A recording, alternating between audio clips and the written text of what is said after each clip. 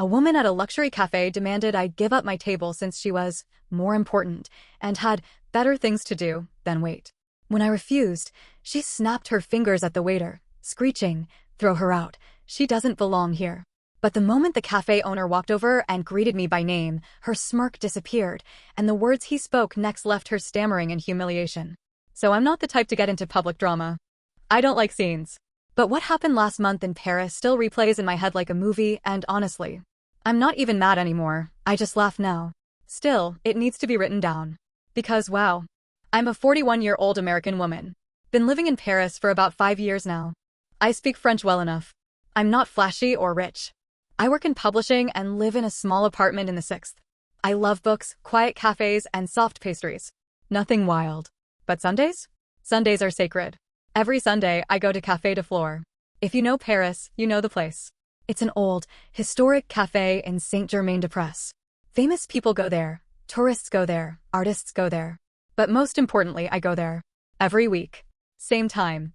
Same table. Same tea. It's my version of church. Now, this place gets busy, especially during fashion weeks. But I never worry because I know Antoine, the owner. Not like we're best friends, no, but I helped his niece with her university application a while back.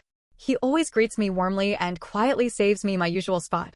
Anyway, it was the final Sunday of Paris Fashion Week. Streets were chaos. Traffic insane. The entire city smelled like perfume and hairspray. I knew the cafe would be extra packed, but I didn't want to miss my routine. I got there a bit early and they had my table ready. Perfect little spot on the outdoor terrace. Warm enough to sit outside, but chilly enough to wear my favorite wool coat. I ordered my tea, pulled out a book, and started to relax. That didn't last long. About 10 minutes in, I felt someone standing near my table. Just standing. Hovering. I looked up. She was tall. Maybe mid-40s. Elegant in that cold way. Designer sunglasses, even though we were under an awning. Her hair was slicked back in a tight, glossy bun. She had that air of someone who expects doors to open automatically for her. 2 younger women were behind her, both dressed in neutral tones with clipboards. Assistants, maybe? She didn't smile. Didn't say hello. Just looked at me like I was a bug in her way. "You'll need to move," she said. Her accent was French, sharp, upper crust. I blinked. "Sorry, this table. I need it." Just like that. No explanation. No smile. Nothing. I thought maybe she was confused. Maybe she thought I had just sat down and she had a reservation. I tried to be polite. "Oh, I'm sorry, I've been here a little while already. It's reserved for me." She let out a dramatic sigh. One of those peasants type of sighs.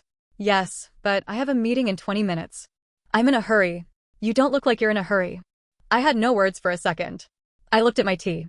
Still full. My book. My bag on the chair. The plate of madeleines I had just ordered. I looked back up at her. "I'm sorry, but I'm not moving." That's when she switched tones. Her voice went colder. Louder. "You're seriously refusing to move?" "I am, yes." Her assistants were watching everything like this was normal. Like this happened all the time and they were just waiting for it to play out. I wasn't sure if I should be annoyed or amused. She snapped her fingers, literally snapped, and called over one of the waiters. Poor guy looked like he wanted to disappear. "Excuse me, this woman is in my seat. Please take care of it." She actually said, "Take care of it," like I was a problem to be removed. The waiter looked at me, then back at her. I could tell he was frozen. He didn't want to upset either of us. "Madam, this table is, I don't care," she cut him off. "I'm a regular. She can go sit in the back." She turned to me and said it slowly like I was stupid. "That table near the bathrooms. Go sit there." I said nothing. She looked me up and down. Her expression shifted from annoyed to disgusted. "I can't believe I'm being made to wait because of someone like you." Someone. Like me. I don't know what she meant. I'm not dressed like a model. I don't wear flashy brands. Maybe she thought I was a tourist. Maybe just not wealthy enough to exist in her line of sight. Whatever it was insulting. Still, I said nothing. She snapped her fingers again. "Throw her out." Out loud. She actually said it. "Throw her out." The terrace went quiet. I could feel people watching. Some curious. Some uncomfortable. A few amused. I didn't budge. Just stared at her. Then I heard a familiar voice behind me. "Is there a problem?" I turned. It was Antoine. He looked between us. Calm. Collected. In his 60s, wearing a tailored suit as always. His white hair slicked back. Hands behind his back. The woman straightened her posture and smiled like they were old friends. Oh, Antoine. Thank God. There's been a little mix-up. This woman refuses to move from my table. Can you please explain to her that this is where I always sit? She smiled like she had already won. Antoine looked at me, then looked at her. He didn't smile. Madam, he said, this table is reserved every Sunday at 2 p.m. Her smile widened. Exactly. Yes, he said, for her. And he pointed at me.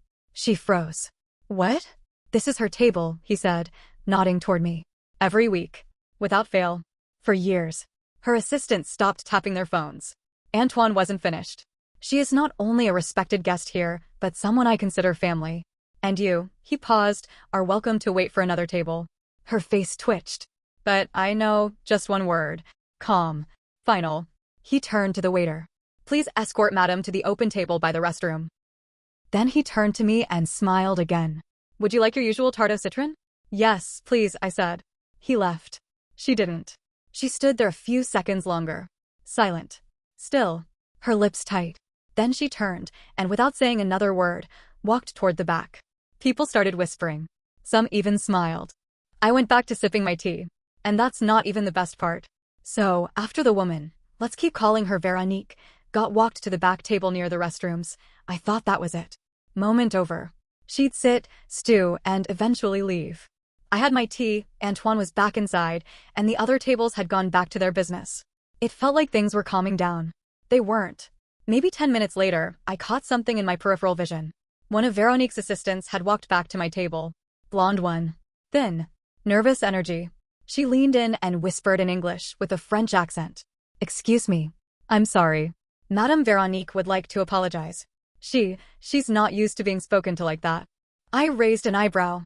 I hadn't said more than 3 full sentences to her. Okay, I said flatly. Is that it? She hesitated. She also, she wanted to ask if you would consider sharing the table. She says it's very important. She has a guest arriving soon. Very important. Let me guess, I said. More important than me? The assistant flushed. Looked down. She just asked me to ask. Tell her no. She nodded quickly and walked away. I thought that would finally be the end. But nope.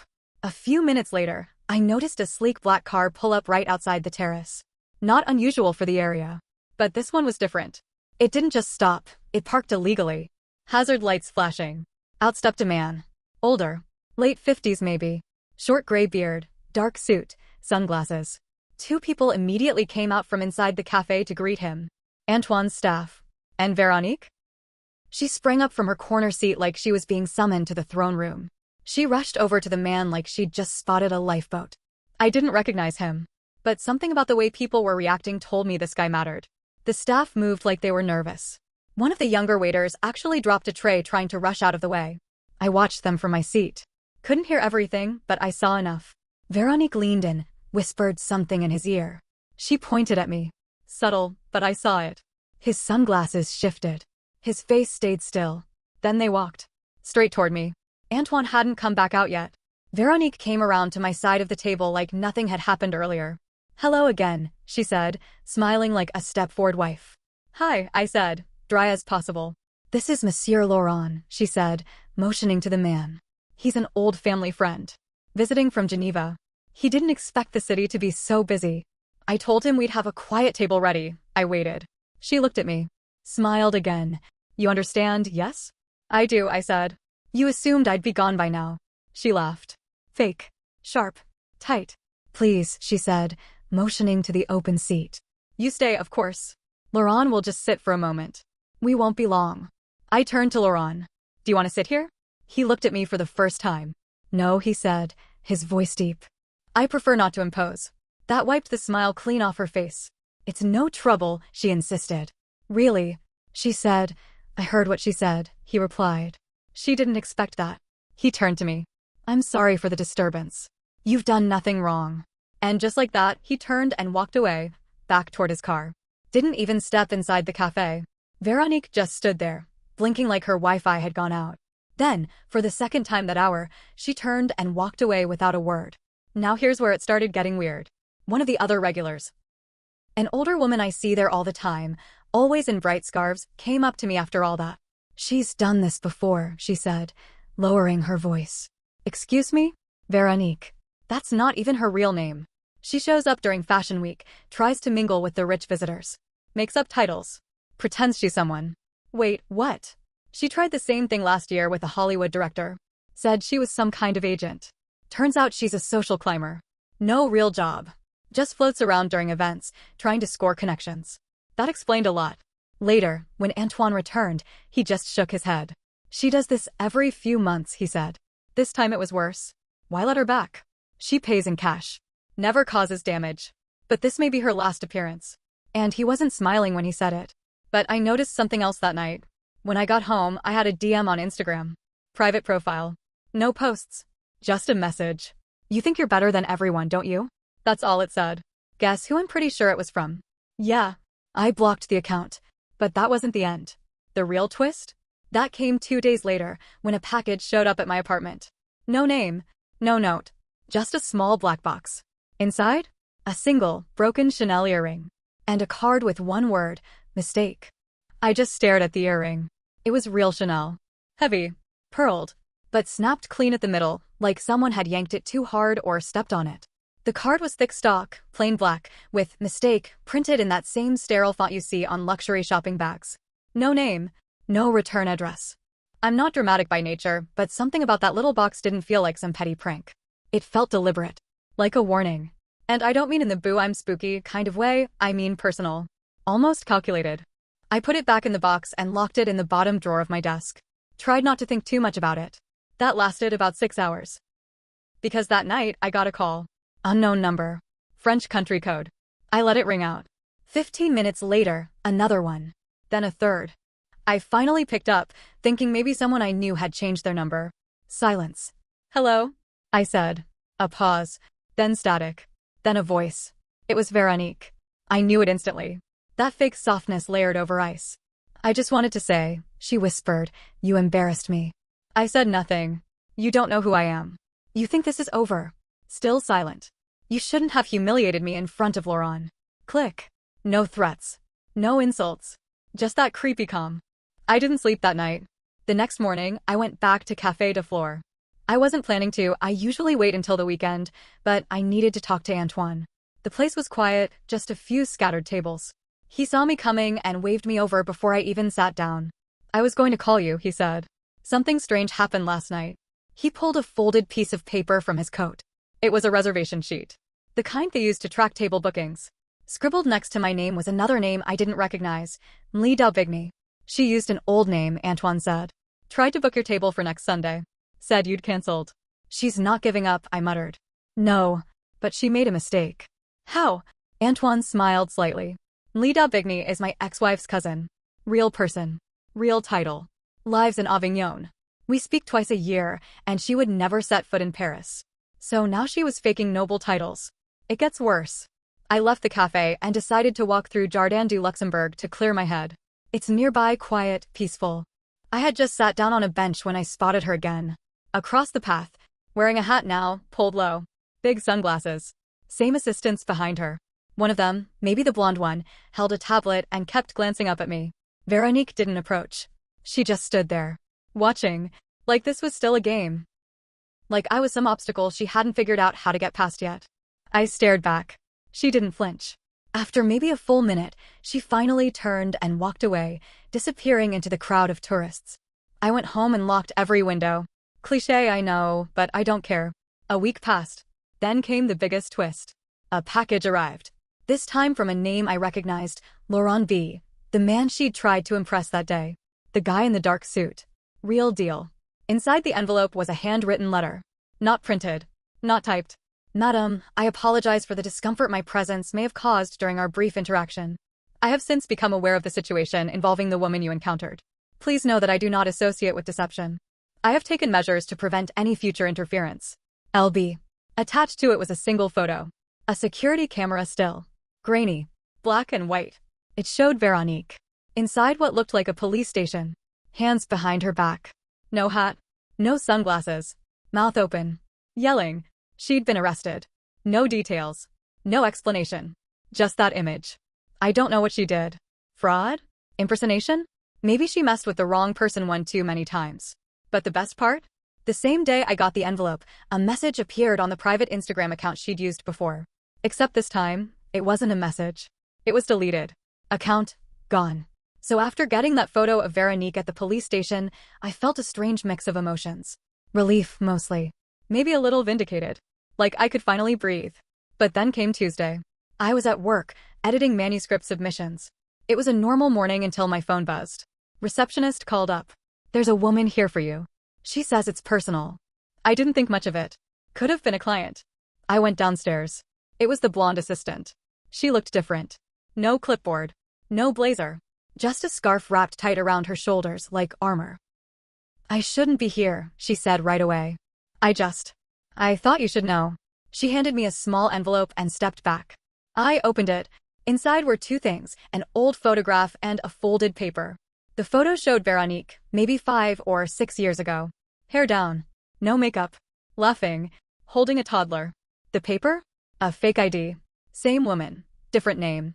Claire Aubert. I looked up. "Her name isn't Veronique?" I asked. "No. It never was." "Why are you giving me this?" She bit her lip. "She told me you ruined her. But she's ruined herself. She's done it to everyone. You just wouldn't play along." I waited. "She's in trouble. Real trouble. Not just legal. There's stuff from before. Debt. Scams. She's been conning people since Marseille." I let the silence sit. Then she said the thing that stuck with me. "She hated you because you didn't need her attention. You weren't impressed. That makes her furious." Before I could reply, she turned and left. I didn't chase her. Later that day, I found out Veronique, Claire, whatever her name was, had posted about me. Some fake blog she ran. Claimed I was a dangerous liar, stalking her, abusive. She used blurred photos of me at the cafe, twisted stories, half-truths. Even mentioned my workplace. It didn't get far. Antoine reported it, Lauren's team flagged it, and the blog got taken down within 24 hours. But the damage was done, so I did something I hadn't done in years. I confronted someone. I found her. I knew where she stayed, one of those boutique hotels in Lumeray that catered to elite travelers who needed to look richer than they were. I walked in like I belonged, up the stairs, and knocked on her door. She opened it like she'd been expecting someone, then froze. Her hair was a mess. Eyes red. No armor this time. "You," she said flatly. "Yes, me." We stood there. The hallway smelled like old perfume and cigarette smoke. "I came to end this," I said. "No more boxes. No more whispers. No more lies." "You think you won," she said. Her voice cracked, but she stood straighter. "You think you're better than me because you sit at some cafe and read books? Because a man knows your name?" "No. I think I'm better because I'm not faking everything I touch." That hit. Her eyes glistened, and for a moment I saw someone else. Not the Ice Queen, just a woman unraveling. "I used to matter," she whispered. "Before the baby. Before he left. Before they laughed at me in Marseille." "So you turned into this?" I asked. "A ghost in designer clothes?" "I turned into someone, at least," she spat. I felt a twist of something I didn't want. Pity. You could have asked for help. Or started over. But you chose to bury yourself in fake names and expensive lies. She didn't answer. I reached into my coat and handed her the Chanel earring she'd sent me. She stared at it like it was radioactive. "This was supposed to scare me? It was supposed to remind you who's in control," she whispered. "Then let me return the favor," I said. "I'm not afraid of you. I never was. But I think you are." She blinked. Afraid of what? Being seen. That broke her. Tears fell. Not loud. Not dramatic. Just slow, quiet drops down her cheeks. "They never loved me," she said. "Not really. They loved who I pretended to be. And when I stopped pretending, they vanished. Then maybe it's time to stop pretending altogether." She sank down onto the edge of the bed. Didn't say another word. I left the earring on the nightstand and walked out. As I stepped back into the hallway, I passed someone I didn't expect, the brunette assistant. She'd been sitting on the stairs, listening. She didn't look surprised. "You were right," she said quietly. "She needs help. But she won't take it." "Then it's out of our hands," I replied. The aftermath wasn't cinematic. It was quiet. She vanished. No more blogs. No more shadowy profiles. No more late-night calls. Antoine told me she left the city the next morning. Left a note at the cafe, too. Not for me, for him. Said, "Thank you for your patience, and I was never meant for Paris." I haven't seen her since. But I kept the photo, the one of her laughing, holding that baby. I don't know why. Maybe because I need to remember that behind every disaster of a person, there's usually a story. Sometimes a sad one. Looking back, I'm not sure I feel victorious. I didn't want revenge. Not really. I just wanted my peace. My table. My Sunday. But what I got instead was a look into someone else's broken world. And the reminder that not every monster starts that way. Now, when I sit at my usual spot, I still sip the same tea. But I don't bring a book anymore. I watch people. And I wonder what stories they're hiding. Because sometimes the loudest liars are the ones most desperate to be believed. And sometimes, the strongest thing you can do is simply not move.